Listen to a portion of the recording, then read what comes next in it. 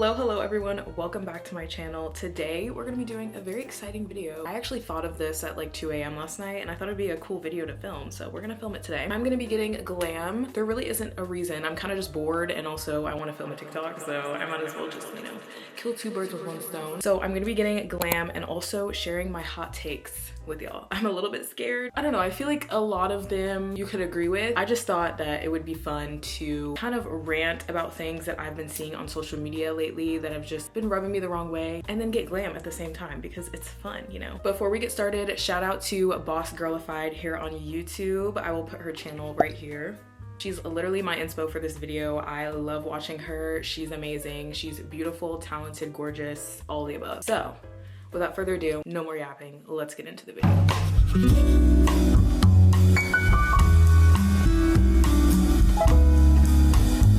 Okay, I've already like washed my face, put on primer, that's what it's called. So my skin is ready for makeup. I think I want to do something that kind of matches the vibe of this dress. Do we like the dress, y'all? I literally love this dress. I thrifted it like a year ago or something. I've never worn it in public, which is a crime because this dress is absolutely stunning. You know, I figured why not wear it for this video. I think I want to do like a smoky eye kind of look, something like sultry and like kind of like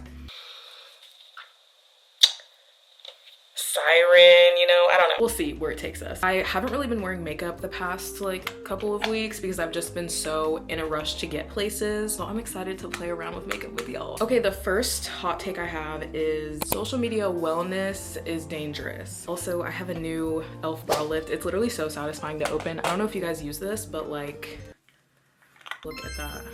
It's incredible. I love it. Back to what I was saying. Social media wellness is dangerous in my opinion. I feel like especially now, which we'll get into later about like being young and being like 10, 11, 12 on social media, but especially like teenage girls, I feel like it's really dangerous for them to feel like you need a million, jillion, gabillion, trillion step wellness to be like hot or clean girl, or you know what I'm saying? I don't know. I just think that sometimes we can take it a little bit too far with like how much we're doing, and I completely understand having a routine where, you know, you do it every once in a while. You have like your everything shower or even just like your reset Sundays or whatever, which is completely fine. Like I'm not dogging on those people, but it's like the people who will share their routines, like their wellness routines, and will try and sit there and convince you that you need every single step. It's also like an over-consuming thing. Like overconsumption is a whole nother monster that I don't know I'm ready to discuss. I just think a lot of the time with a lot of young girls being on social media nowadays, especially nowadays, girl, I don't know what's going on with these Sephora Summer Fridays wearing, Lululemon wearing, matcha carrying 10-year-olds, but like, they're very easily influenced, and so if they see like an influencer they love talking about this wellness routine, they're gonna want to buy every single step, and it's very harmful, especially because a lot of the creators that these young girls are following are much older than them, and so it's like, well, they're gonna need like an anti-aging, not to say that they're like old and wrinkly, but like they might use like an anti-aging or like a face mask or something, or a hair mask, or like shave oil, and I'm like, you're literally 10 though. Like you watched Shark Boy and Lava Girl in class with graham crackers yesterday. You do not need a skincare routine that's 20,000 steps. And like I said before, like I'm not trying to trash on people who like watching wellness videos and stuff, because I enjoy a little dabble here and there in my wellness content, but it can get really destructive when people are telling you that you need this to lose weight, or you need this to be not bloated, or you need this to cure your acne. Like, I don't know, it's just, it's all a little bit too much. Y'all see this brow gel? My homegirl put me on, shout out to Molly, she literally put me onto this brow gel like a year ago, and I have never bought anything different since. It's so good. I don't know if y'all can hear that, but there's like hella sirens outside of my neighborhood and I'm kind of scared. Anyways, let's move on to the next hot take. The next one I have is romance is stale, okay? Now listen, hear me out, guys, hear me out. I am young, okay? I'm a young age. So my opinion on this is gonna be like grain of salt worthy because I've only lived so many years on this earth, right? However, I think there's something to be said about dating now versus like 10, 20 years ago. And social media has a very big factor in this, especially. I actually have another point that I'm gonna loop back around to later in this video, but we're gonna stick with this. And the first point I have to make is the whole like, if he wanted to, he would movement is getting a little out of hand, in my opinion. Obviously, it's good to have standards, right? Like, my girls out there and guys, have your standards. Like, do not settle for the bare minimum.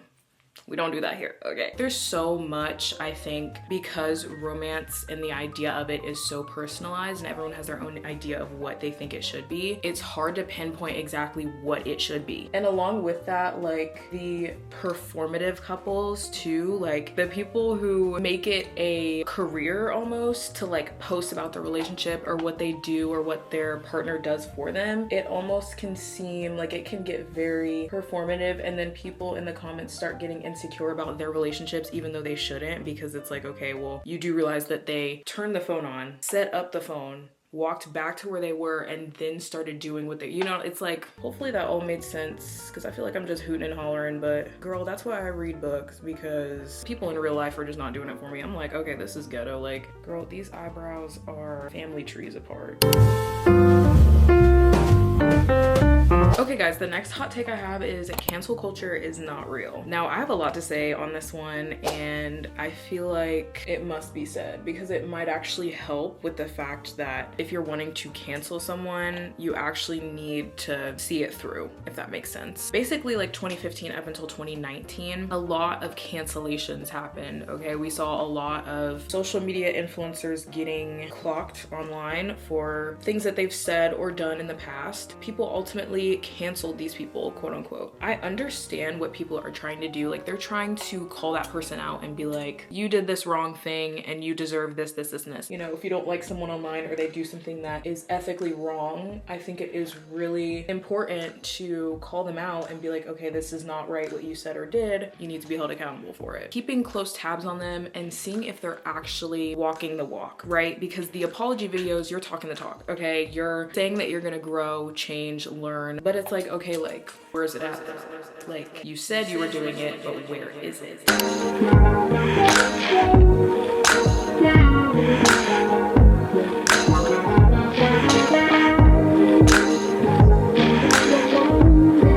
Okay, the next hot take that I have is being an influencer does not automatically give you the right to influence. Let that sink in. And this also kind of has to tie into what I said earlier with like the wellness movement. It's like they make it their brand to overconsume, and the people who spread misinformation about medical stuff, specifically weight loss, those people should not be influencing anybody online. I feel like this point is always going to loop back to the young girls on social media, but it really is important, and people need to see the impact that they have on the younger generation, specifically females, because there's a lot of pressure to look a certain way or to do your hair a certain way or your makeup a certain way to seem like up to date and cool and trendy. And when you're given a platform, that doesn't automatically give you the right to spread whatever you want.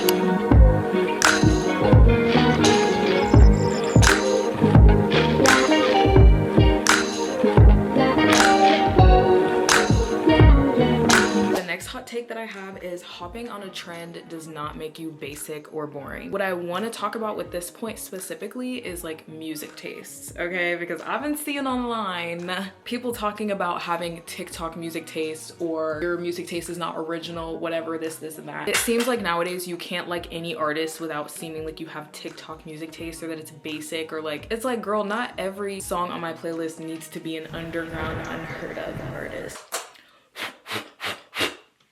A lot of mainstream artists are mainstream for a reason. People like the music. There's nothing wrong with, like, I remember seeing a specific video of a guy showing off his record collection, and he was kind of just like flipping through the records, whatever. People in the comments were flaming him. They were like, why is this like TikTok core? Like, you're literally, this is such a basic music taste, like L music taste. I'm like, guys, the stuff he was showing was not bad music. Like, it was just a lot of mainstream artists, which again, like I said, mainstream artists are mainstream for a reason.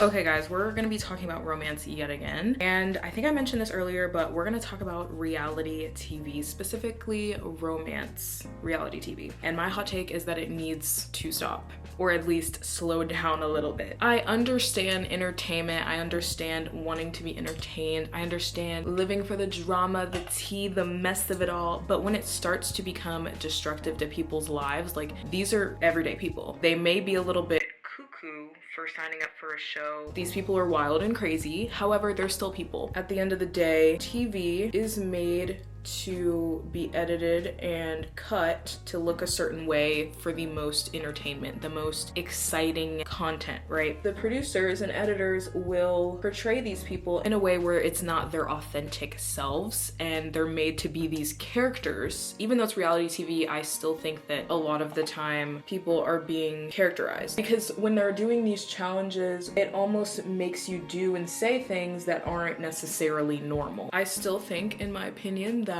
this genre of TV needs to kind of take a back seat for a second. It also messes with the ideal vision of what romance should be. I feel like I am referring to the generation behind me a lot, but I can't help it because they grew up knowing social media as their, like, they don't know a life without it, right? For them to watch stuff like this and to think that this is what it should be like to find a boyfriend or a girlfriend is absurd to me. It sucks because in order to make the money and in order to attract the audience, things have to get out of hand, but I just wish it wasn't that way.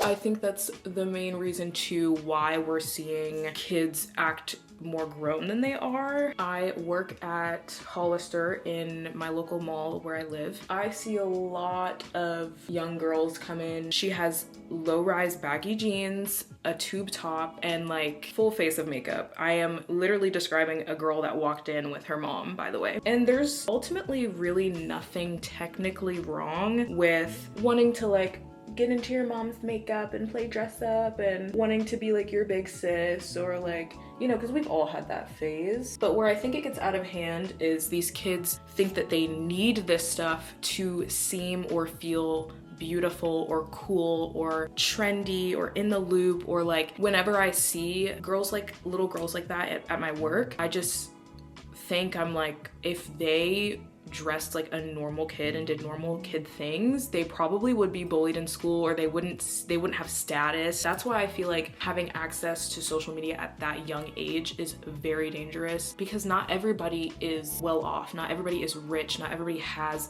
the money to just go out and buy a Lululemon jacket, like. And so the fact that that determines whether you're accepted in a place like school or work or wherever you are is insane to me. You guys, I found these little rhinestones and I kind of want to put them on my face. I feel like it'll match like the vibe of the dress.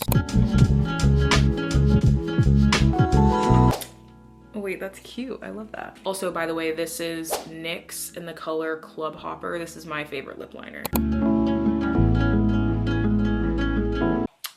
So good. Love it.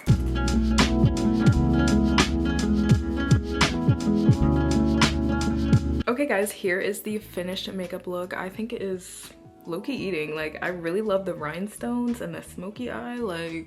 And that is all the hot takes that I have for this video. I hope you enjoyed. Please do not hate me. But yeah, nonetheless, I hope you enjoyed just watching me do my makeup and talk and yap about stuff going on in social media that I do not agree with. Make sure to like this video if you of course liked it, and subscribe to the channel if you enjoyed the content, and I will see you guys in my next video.